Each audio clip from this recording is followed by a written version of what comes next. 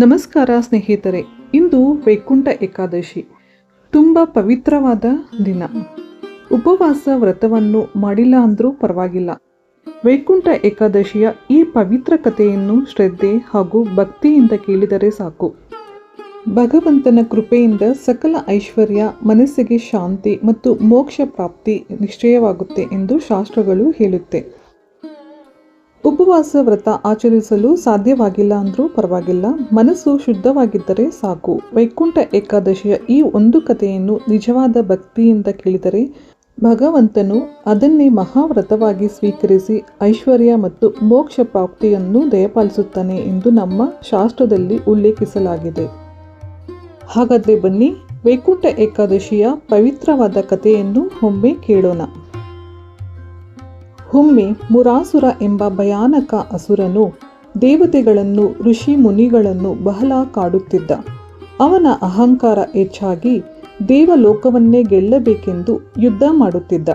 ದೇವತೆಗಳು ಭಯದಿಂದ ಶ್ರೀ ಮಹಾವಿಷ್ಣು ಶರಣಾಗತಿಯಾದರು.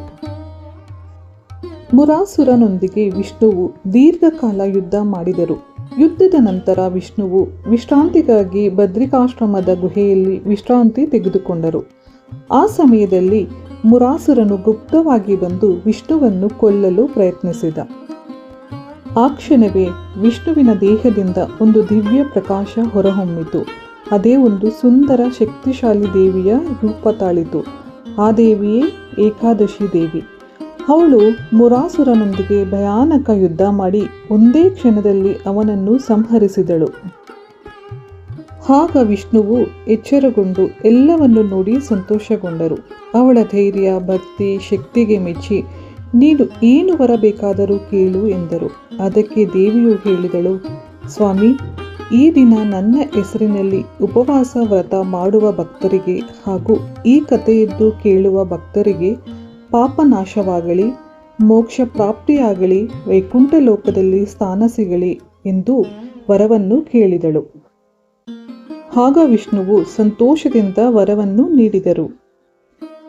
ವೈಕುಂಠ ಏಕಾದಶಿ ಎಂಬ ಹೆಸರು ಆ ದಿನ ಮಾರ್ಗಶೀರ್ಷ ಮಾಸದ ಶುಕ್ಲ ಪಕ್ಷದ ಏಕಾದಶಿ.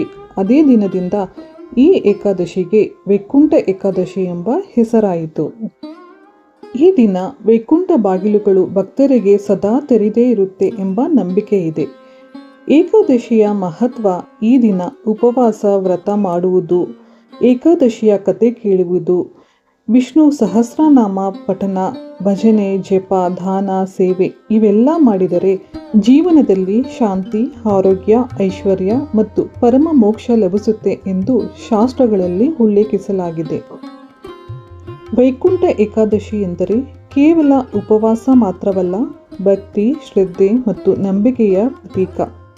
ಈ ಪವಿತ್ರ ದಿನವನ್ನು ನಾವು ಎಲ್ಲರೂ ಶುದ್ಧ ಮನಸ್ಸಿನಿಂದ ಆಚರಿಸೋಣ. ಓಂ ನಮೋ ಭಗವತೆ ವಾಸುದೇವಾಯ ನಮಃ.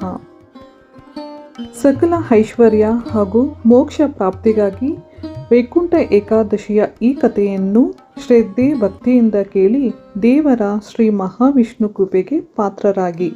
ಧನ್ಯವಾದಗಳು.